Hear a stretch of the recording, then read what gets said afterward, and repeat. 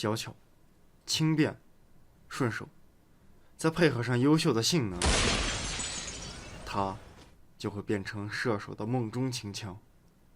本来应该是这样的。作为一款满足了上述条件的步枪，斯泰尔侦察步枪它真算个例外。它轻便、小巧、顺手，而且性能优异，但是它就是不知名且没用。斯泰尔侦察兵，它是一款过时的武器，也是一款很神奇的武器。那么一款设计很优秀、性能也很优秀的步枪，既不算狙击步枪，也不算猎枪，更不能算是侦察兵的武器。开局即是地狱啊！它是怎么做到的呢？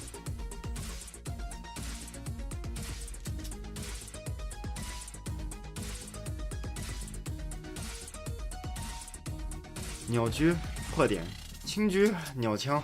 作为一款从贝塔 6.0 就加入反恐精英这款游戏的明星产品，它的存在给不少玩家给予了一个经济实惠的选择，爆头一枪死，考验了玩家的技术，98倍弹，火力持续性有了保证，超快的移动速度，身法方面呢也不用担心，还有这你妈的根本就没法编呀！好吧，我承认我们的主角确实是游戏里游戏外都不受欢迎的武器呢，除非要么技术高的玩家拿来缴枪，要么基本就没有什么用处，也不会有人闲着没事打势均力敌的局不去选择主流武器，而来选择这种偏门，除非他没得选。而至于现实中能了解到这把枪的，那更是少之又少。在2000年左右，随着 CS 横空出世的时候，它的知名度是这个时候拉高的，但现在还是一样，如同死鱼一样。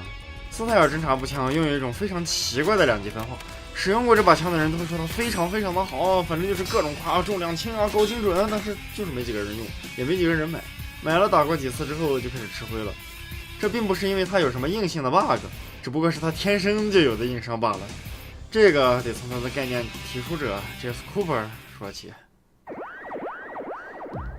Jeff Cooper 生前是个传奇人物，1920年出生的他，这一生都是顺风顺水的。和哥们儿的抽象人生不同，这个彼得儿可是真正的优秀人生。毕业于斯坦福大学，政治学学士学位。二战爆发前夕，他成为了一名光荣的马润，而且是随舰马润。作为 BB-38 宾夕法尼亚号上的海军陆战队分遣队的一员，这里就得提个概念了，马润是两脚兽，可是随舰的马润那可是苏巴两脚兽啊！一般随舰的马润啊，生活工作还都挺轻松的啊，承担的都是保护船员生命安全呀，舰船安全的保障啊，操作救生艇啊，还有保护核武器呀，还有注重礼仪的这种小小任务啊，挺轻松的。偶尔还会有一些抢滩登陆任务啊，占领港口的任务啊，狙杀对方船上的指挥官的任务啊，还有维护美利坚利益之类的小任务罢了，没啥难的。Jeff Cooper 在宾夕法尼亚号上打满了整个太平洋战场，二战结束时他就升职为了少校。但是我们的 Jeff Cooper 少校好像有他自己的想法。1949年他就从军队离开了，去朝鲜战争爆发了然后他又加入了光荣的海军陆战队。朝鲜战争结束后，提拔为了中校，作战经验丰富，并且还在朝战期间参加过黑色行动，在东南亚执行过见不得光的任务。如果留在军队里，前途确实一片大好。但是他就不乐意当这个兵，他就乐意当个历史老师，就总给我一种出去直抽啊！講咩死老長直抽啊！抽我！甚至是当历史老師的時候，還順道攻讀了個歷史碩士學位。可不，咋的？他上輩子是1527年保衛教宗的189個瑞士雇傭軍之一啊！憑啥他命這麼好啊？對基督教有功導致的。1976年，他就不當他的歷史老師了，開始轉向他擅長的地方——射擊指導。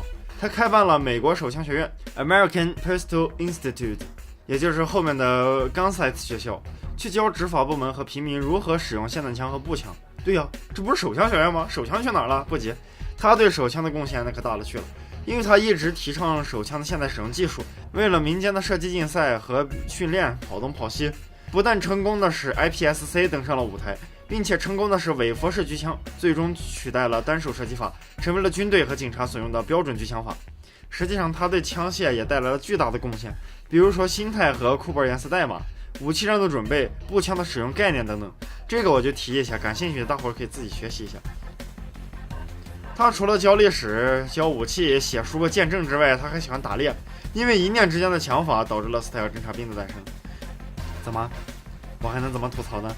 這槍出來的就是這麼隨便，隨便的人有點無法理解，甚至說有點自私。某一次 Jeff Cooper 在非洲打獵的時候，因為手上的獵槍他覺得使用不太方便，於是他馬上開始歪歪要是有一把又短又轻又方便又威力大又准的猎枪就好了啊！还要有点308温彻斯特弹，一发就能把200公斤的猎物放翻的能力啊！还要有铁瞄啊，还要有光瞄啊，还要有枪带啊，最好能搞3点式的支撑设计就好了呀！诶，想法不错，回去我写本子上。1980年 Jeff Cooper 就发表了一篇文章，把自己的想法说了出来。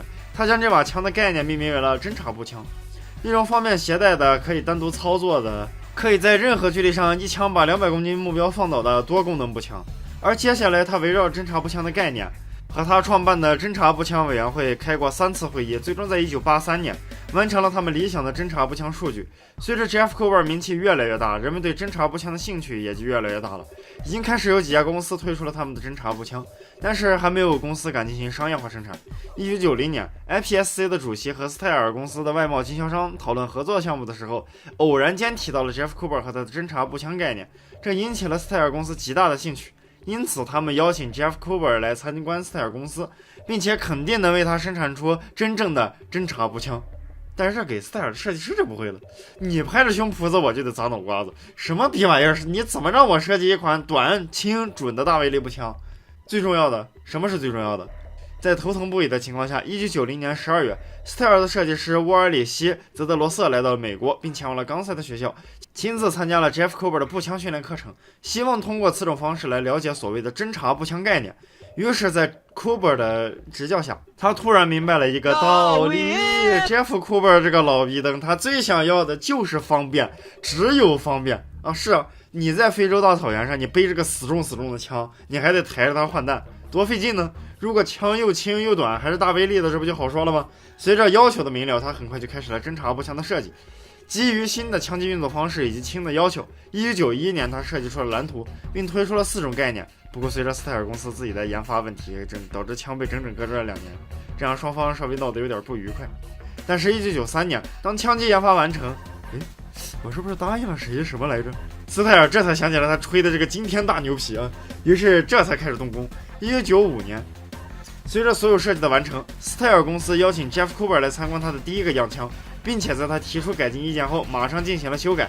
终于，斯泰尔公司制造出了真正的侦察步枪 Star Squirt， 一款全枪长度只有1010毫米，重2.8公斤的卡宾步枪。一般弹匣只有5发容量，但是可以扩容成10发。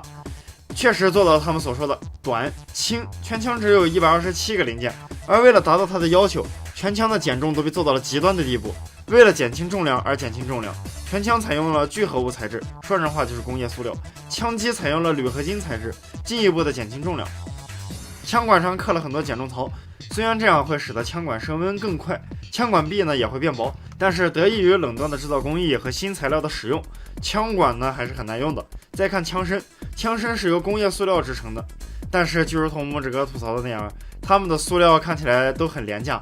最开始的一批型号那更是重量级，他们用的是光滑的塑料做的枪身，只要手上出汗就很容易滑，所以开始的型号非常的让人难崩。目前呢，应该是改进了塑料材质才好了一些的。枪身上呢有着应急弹匣，可以在面临着大型猎物时快速换弹，保证火力的持续性。整把枪最有意思的，也是让人最无语的，还是这把枪上拥有3种保险档位，很抽象。不知道的还以为啊，您是不是有连发功能啊？解除保险、保险和超级保险。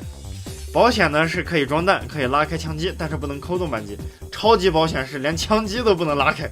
这确实是确保了安全，但更重要的，不会在打猎的时候把枪栓给刮开，然后子弹掉出来。操，说到底还是打猎是吧？但是说起打猎，这就说起它的超级硬伤。这个世界上目前已知最脆弱的两脚架，他们的设计中外接脚架感觉不行，太重了。融合进枪身的两脚架，非常的好。我操，这跟闹着玩似的。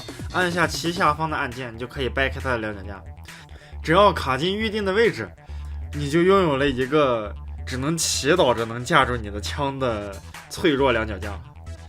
它架不住任何的东西，开一枪就飞了，强度还不如去地上捡个石头树枝架着。收起两脚架的时候，就感觉像是掰坏了一样，给你一种随便一扯就能扯碎的感觉。谁知道他们是怎么想的，但是他们就是这么设计的。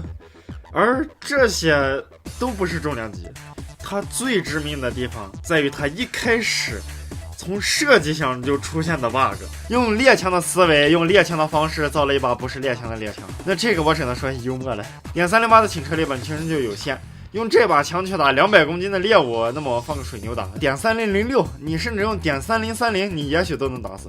但是你用点308去打水牛，那你意思有点幽默了。7.62乘51去打水牛皮，那只能让人忍俊不禁啊。